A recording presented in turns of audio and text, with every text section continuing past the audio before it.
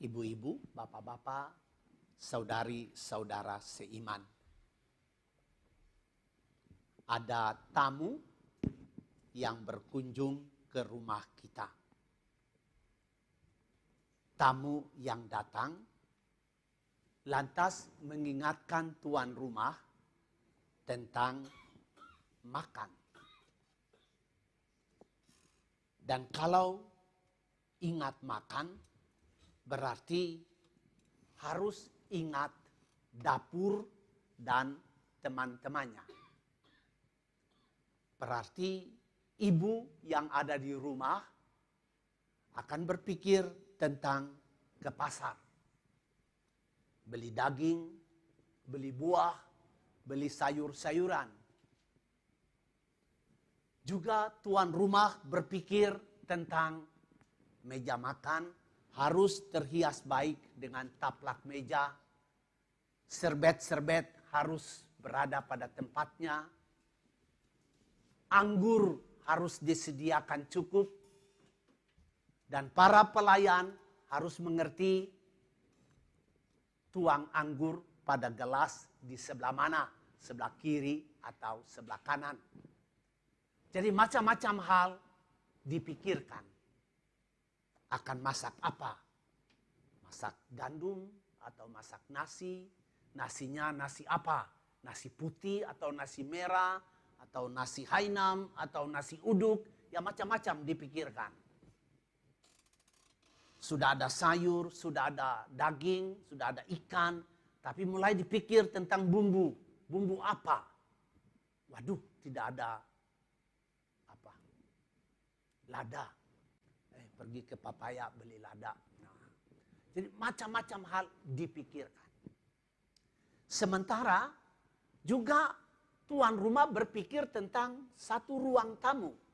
Untuk tamu-tamu bisa duduk dengan aman, rileks, bisa bercengkerama, bisa bersenda gurau, bisa santai, bisa ngemil sambil tunggu makan. Kalau kita maju sedikit lagi dari dapur rumah tangga, kita masuk kepada dapur keluarga. Di dapur keluarga itu ada suami dan istri. Ada orang tua. Apa yang orang tua pikir di dapur keluarga? Ibu berpikir tentang harus menyiapkan makanan pagi untuk suami dan anak-anak. Anak-anak harus pergi ke sekolah pada waktu yang tepat. Apakah sopir-sopir sudah siap atau belum? Breakfast nanti anak-anak harus makan apa? Suami nanti ke kantor, apakah harus bawa makanan? Atau nanti makan saja di restoran. Tetapi sekarang pandemi, jadi ada baiknya saya siapkan makanan. Itu yang dipikirkan oleh seorang ibu di rumah.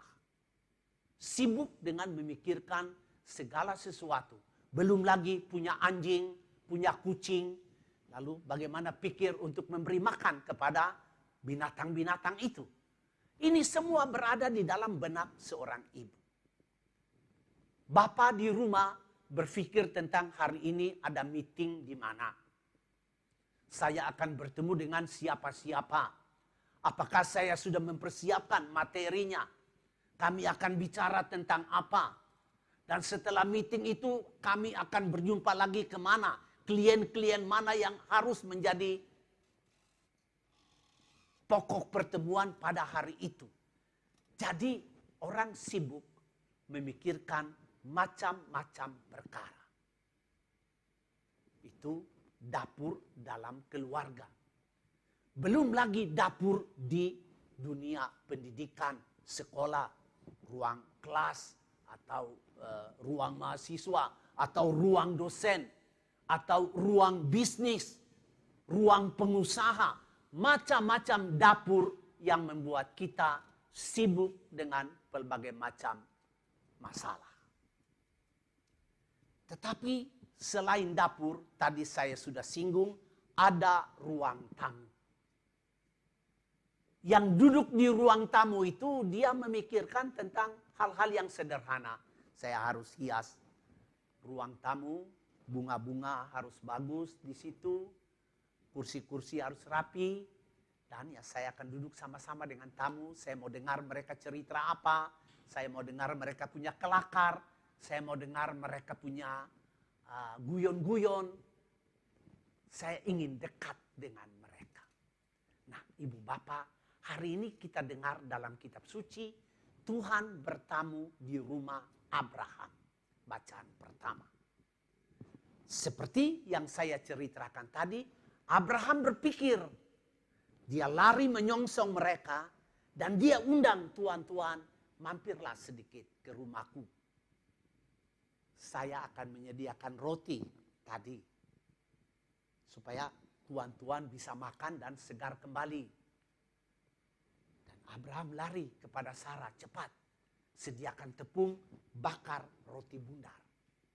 Dia suruh bujangnya lari ke kandang, ambil lembu yang terbaik, potong dan siapkan untuk tamu-tamu kita.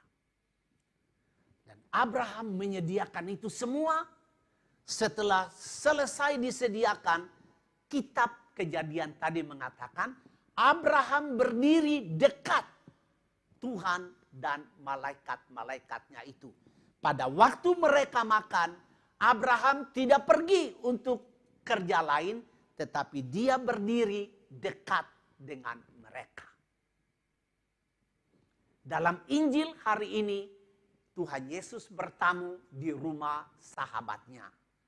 Sahabatnya itu adalah Marta, Maria, dan ada lagi satu saudara laki-laki yang bernama Lazarus. Mungkin Lazarus tidak ada di rumah pada waktu itu, tetapi yang ada dalam Injil hari ini adalah Marta dan Maria. Marta sibuk sekali melayani Tuhan. Tentu dia berpikir tentang masak apa, sayur apa, apakah Tuhan akan menginap. Kalau Tuhan akan menginap berarti harus ada handuk 13, karena Tuhan tambah 12 murid. Harus tempat tidur harus diatur bagaimana supaya mereka bisa tidur dengan nyaman. Itu semua menjadi pemikiran dari Marta. Sibuk di dapur dengan memikirkan semua bentuk-bentuk pelayanan yang menyenangkan hati Tuhan.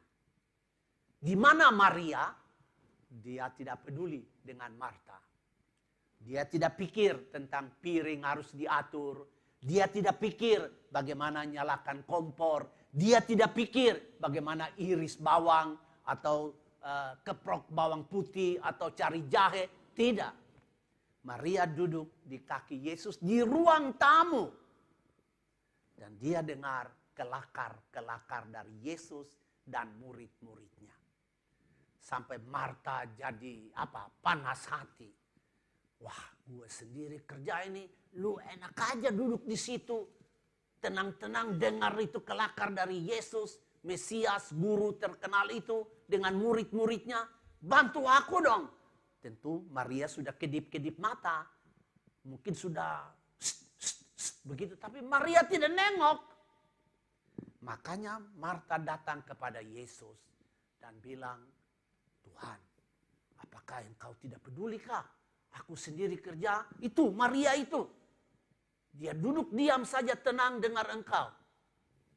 Apa Tuhan mempersalahkan Marta? Tidak. Apakah Tuhan langsung bilang Maria, Maria ayo, tolong kau punya kakak? Tidak. Apakah Tuhan berkata kepada Marta bahwa Marta, engkau punya masakan pasti enak. Kami duduk di ruang tamu, tetapi sudah cium aromanya. Enak sekali. Tidak, Tuhan tidak memuji Marta juga. Dia hanya bilang, Marta, Marta, engkau sibuk. Engkau khawatir dengan macam-macam perkara. Padahal hanya satu yang perlu. Dan Tuhan bilang, Maria telah memilih bagian yang terbaik. Dengan kata-kata itu, Tuhan mau mengatakan kepada Marta adalah, udahlah, jangan iris bawang dulu. Jangan taruh minyak di kompor dulu. Jangan potong daging dulu. Sini dengar aku sedikit ngomong dulu. dengar aku bicara dulu. Mari kita doa sama-sama dulu, baru engkau kerja. Kira-kira begitu deh. Tuhan tidak bilang, salah Marta, kamu punya kerja itu salah. Tidak. Tuhan juga tidak membenarkan Maria. Ya Maria lah yang benar. Tidak. Dua-dua semuanya benar. Tetapi Tuhan ingin mau mengatakan bahwa kita mesti pilih dari yang benar itu, pilih yang terbaik. Dan yang terbaik menurut Tuhan adalah membangun keintiman, keakraban dengan Dia dulu, baru setelah keakraban itulah kita tahu Tuhan punya hati untuk dunia dan sesama itu seperti apa. Jadi kita kerja menurut Tuhan punya hati. Nah, untuk kenal Tuhan punya hati harus intim, harus bersahabat akrab dengan Dia. Nah, sampai di sini Ibu Bapak, saya ajak kita untuk melihat contoh ini. Kenapa Tuhan bilang harus membangun keintiman dulu dengan Dia? Setelah kita intim dengan Dia, itulah yang menjadi sumber kekuatan kita untuk kerja bagi sesama dan dunia. Jangan mulai dengan kerja dulu. Dia minta intim dulu dengan Dia. Baru setelah intim kita kerja sesuai dengan apa yang Dia mau terhadap sesama dan dunia kita. Nah, dari contoh ini saya mengajak kita untuk melihat contoh berikut dalam kehidupan harian kita. Ibu Bapak tahu andong, ya, andong. Andong ini di depan ada kuda, iya toh, kuda. Dan di belakang kuda itu ada kursi atau gerobak ya, tempat orang bisa duduk, 2-3 orang duduk. Ibu Bapak coba bayangkan kalau kusir andong itu menaruh kuda di belakang. Apa yang terjadi? Andong bisa jalan? Tidak bisa jalan. Kecuali kusirnya tarik andong itu. Dan andong bisa jalan tapi kusir akan mandi keringat setengah mati. Akan hosa. Akan napas sesak. Karena kuda ditaruh di belakang. Kuda penting. Gerobak juga penting. Tetapi dua-dua mesti berada di depan. Jadi kuda di depan dan gerobak, bukan kuda di belakang. Kalau taruh kuda di belakang, kusir yang tarik gerobak, ya matilah kusir itu. Mandi keringat setengah mati. Contoh kedua, kita tahu kereta api. Kereta api itu punya lokomotif dan sekian banyak gerbong di belakangnya. Seandainya masinis kereta itu menaruh lokomotif di belakang, gerbong-gerbong jalan ke tidak? Tidak jalan. Tidak jalan. Lokomotif penting, gerbong-gerbong juga penting. Tetapi mesti taruh pada tempatnya yang benar, yang terbaik. Nah, yang terbaik itulah lokomotif di depan, dia akan menarik semua gerbong itu. Tidak peduli gerbongnya 1, 2, 3 atau 10, semua akan ditarik kalau lokomotif ada di depan. Kalau lokomotif di belakang, ya masinisnya yang tarik gerobak lah, yang tarik gerbong lah. Bagaimana bisa dia bisa tarik gerbong? Nggak bisa sampai di Banyuwangi atau sampai di Surabaya dengan cara begitu kan, tidak bisa. Nah, dari contoh ini saya ajak kita kembali kepada pembicaraan pertama tadi adalah Maria dan Marta. Maria membangun ruang tamu rohani, Marta membangun dunia kesibukan. Tuhan tidak mempersalahkan Marta, jangan sibuk melulu, tidak. Tuhan juga tidak menyuruh Maria, ayo bantu kakak kamu, tidak. Tuhan hanya bilang, Maria memilih yang terbaik. Apa maksudnya? Dengan cara ini, Tuhan mau mengatakan kepada kita bahwa bangunlah dulu keintiman dengan saya. Sebab ketika engkau intim dengan saya, engkau akrab dengan saya, engkau dekat dengan saya, engkau dapat kekuatan luar biasa. Dan dengan kekuatan itu engkau akan menarik beban-beban hidup seberat apapun. Engkau akan mampu menariknya karena engkau dekat dengan saya. Tetapi kalau kita tidak dekat dengan Tuhan, tentu kita bisa tetap bekerja. Tetapi pada waktu tekanan-tekanan mulai datang dalam dunia kerja, terutama umpamanya pada masa pandemi ini, banyak orang, beberapa yang datang kepada saya, stres, frustrasi, semuanya pada bilang usaha tidak jalan. Putus asa, tidak tahu cari jalan bagaimana.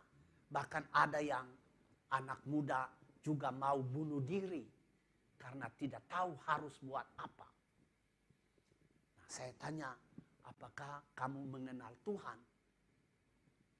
Jawab ayah dan ibunya, ya dulu kenal sih, tapi sekarang sudah tidak.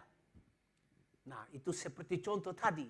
Dengan tidak mengenal Tuhan, bukan mengetahui Tuhan ya. Tuhan itu kita tahu. Tetapi mengenal ini penting. Mengenal itu berarti akrab itu, intim dengan dia, dekat dengan dia. Kalau tahu ya kita semua tahu. Tahu tentang Tuhan, dia maha kuasa, dia maha bijaksana. Tetapi apakah kita dekat dengan dia? Apakah kita kenal dengan dia? Nah, ibu bapak. Kalau orang mulai dengan cara ini, bekerja dulu tanpa dekat dengan Tuhan, dia akan mengalami masalah besar pada waktu dapat banyak tekanan, ada banyak beban berat yang harus ditarik, tetapi dia tidak mampu karena tidak mendapat kekuatan yang lebih besar daripada beban itu. Kekuatan yang lebih besar itu kita dapat dari keintiman kita dengan Tuhan. Sebagai akhir dari permenungan ini, mari kita terbiasa membangun hati Maria, yaitu hati yang akrab, datang kepada Tuhan, dekat dengan dia, intim dengan dia, di tengah-tengah dunia kesibukan Marta. Tetap kita harus sibuk, karena itu memang panggilan kita untuk melayani dunia dan melayani sesama. Tetapi kita hanya melayani sesama dan dunia sesuai dengan hati dari Tuhan ketika kita akrab dan intim dengan dia. Oleh karena itu, tema yang kita renungkan hari ini adalah membangun budaya, kebiasaan, membangun kamar tamu rohani di mana kita terima Tuhan sendirian bersama-sama dengan kita, lalu kita dapat kekuatan dan kita melaksanakan dapur pekerjaan kita dengan penuh semangat. Dan kalau ketemu dengan beban-beban berat, kita punya kekuatan dari Tuhan untuk menarik beban-beban itu dengan penuh sukacita dan bahagia.